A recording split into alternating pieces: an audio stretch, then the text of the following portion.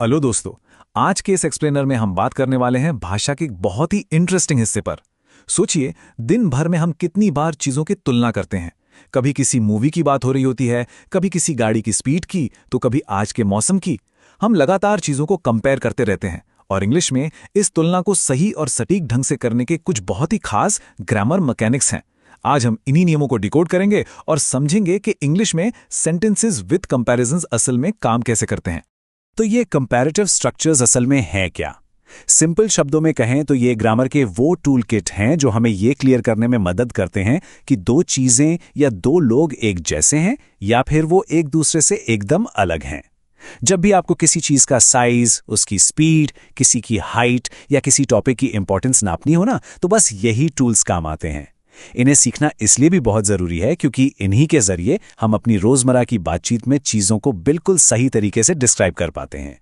आज के इस एक्सप्लेनर में हम 5 चीजें कवर करेंगे। शुरुआत करेंगे कंपेयरिंग इक्वल्स से, फिर सीखेंगे एक्सप्रेसिंग डिफरेंसेस केयरफुली, उसके बाद डायरेक्ट कंपैरिजंस पर आएंगे, फिर हम प्रोनाउन रूल्स को समझेंगे और लास्ट में सबसे confusing spelling trap then versus than को देखेंगे। चलिए बिना देरी किए सीधा पहले पॉइंट पर आते हैं, कंपेयरिंग इक्वल्स। जब दो चीजें बिल्कुल सेम हो, मतलब एकदम बराबर, इसका फॉर्मूला बहुत ही आसान है। As plus adjective plus as. बस इसे एक तराजू की तरह सोचिए जिसके दोनों पल्ले एकदम बराबर हैं, ना कोई पल्ला भारी ना कोई हल्का। यह फॉर्मूला ये पक्का करता है कि बिना किसी एक चीज को ज्यादा सुपीरियर दिखाए हम दोनों चीजों की समानता को बता सकें। इसे ऐसे समझिए, मान लीजिए एक सेंटेंस है, our car is as fast as Peter's car. अब इस पूरी सिचुएशन में ना तो हमारी गाड़ी पीटर से तेज है और ना ही पीटर की गाड़ी हमारी गाड़ी से तेज है। दोनों की स्पीड का लेवल बिल्कुल सेम है। यहां कोई रेस नहीं जीत रहा, बस एक फैक्ट बताया जा रहा है। डेली लाइफ में हम इसे बहुत यूज करते हैं।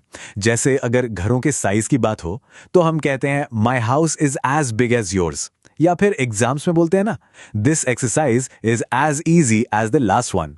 यहां बिग और इजी वो खूबियां हैं जो दोनों तरफ एकदम बराबर मौजूद हैं। अब आते हैं अपने दूसरे पॉइंट पर, एक्सप्रेसिंग डिफरेंसेस केयरफुली, यानी जब चीजें अलग अलग हों तब क्या करें।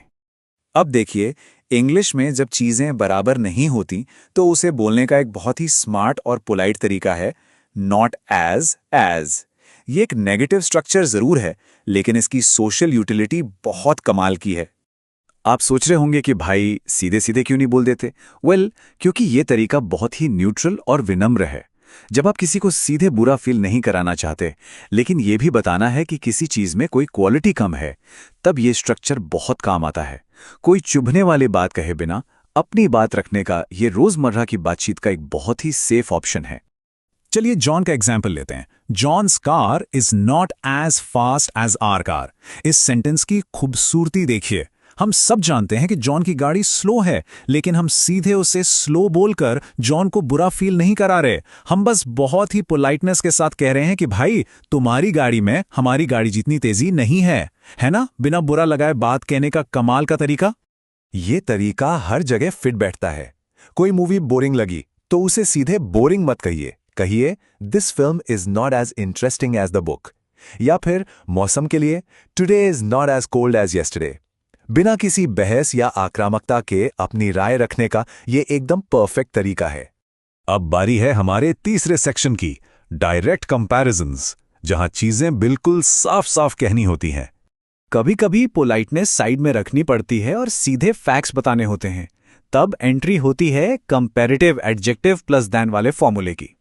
यहां बात एकदम साफ है, या तो एक चीज दूसरे से बड़ी है, छोटी है, तेज है या धीमी है। कोई बीच का रास्ता नहीं होता यहां। जॉन की गाड़ी वाला एग्जाम्पल याद है? अब अगर हमें वही बात बिल्कुल दो टूक और ब्लंट तरीके से कहनी हो तो हम कहेंगे our car is faster than John's car, या फिर सीधा बोल देंगे John's car is slower than our car. जब फैक्ट्स को बिल्कुल मजबूती से और बिना किसी झिझक के रखना हो तो ये फॉर्मूला बेस्ट है। स्कूल या एग्जाम्स के माहौल में तो इसका खूब इस्तेमाल होता है, जैसे English is easier than maths for me, या फिर एग्जाम हॉल से बाहर निकलकर अक्सर जो सुनने को मिलता है, this test was harder than the last one. इन सिचुएशंस में हमें क्लैरिटी चाहिए होती है और देन अपनी पूरी ताकत के साथ वो क्लैरिटी देता है। चलिए अब ग्रामर की थोड़ी सी गहराई में चलते हैं हमारे चौथे पॉइंट पर, प्रोनाउन रूल्स एंड फॉर्मेलिटी।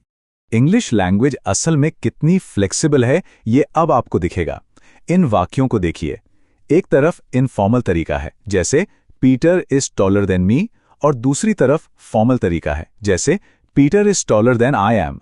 दोनों का मतलब बिल्कुल सेम है, रत्ती भर का भी फर्क नहीं है। फर्क सिर्फ इस बात का है कि आप किस माहौल में बात कर रहे हैं। और यहां सबसे सुकून देने वाली बात क्या है?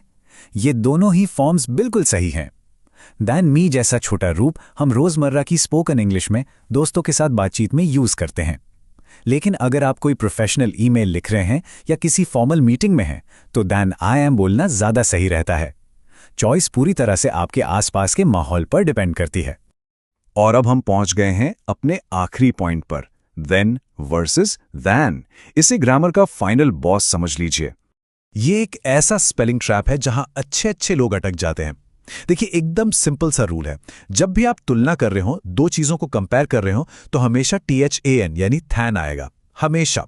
और जो दूसरा वाला है THEN, देन, वो सिर्फ समय या घटनाओं के क्रम को बताता है। जैसे फिर क्या हुआ, बस एक ए और ई का फर्क है। लेकिन अगर ये गलत हुआ तो सेंटेंस का पूरा मीनिंग ही पलट जाता है। बस याद रखिए, तुलना मतलब थैन। तो देखा आपने कैसे एक छोटा सा स्ट्रक्चर या बस एक अक्षर का बदलाव भी हमारी रोजमर्रा की बातचीत को पूरी तरह से बदल सकता है। अब आज के इस एक्सप्लेनर को खत्म करने से पहले आपके लिए एक सोचने वाली बात, इंग्लिश में ऐसे और कौन से कॉमन वर्ड्स हैं जो सुनने में या दिखने में एक जैसे लगते हैं, लेकिन अगर उन्हें गलत जगह यूज कर लिया जाए तो अर्थ का अनर्थ हो जाता है? सोचिएगा जरूर। ग्रामर के इस मकड़ जाल में हमेशा कुछ ना कुछ नया एक्सप्लोर करने को मिलता है। इन रूल्स की प्रैक्टिस करते रहिए। आज इस टॉपिक को गहराई से समझने के लिए हमारे साथ जुड़ने के लिए बहुत बहुत शुक्रिया।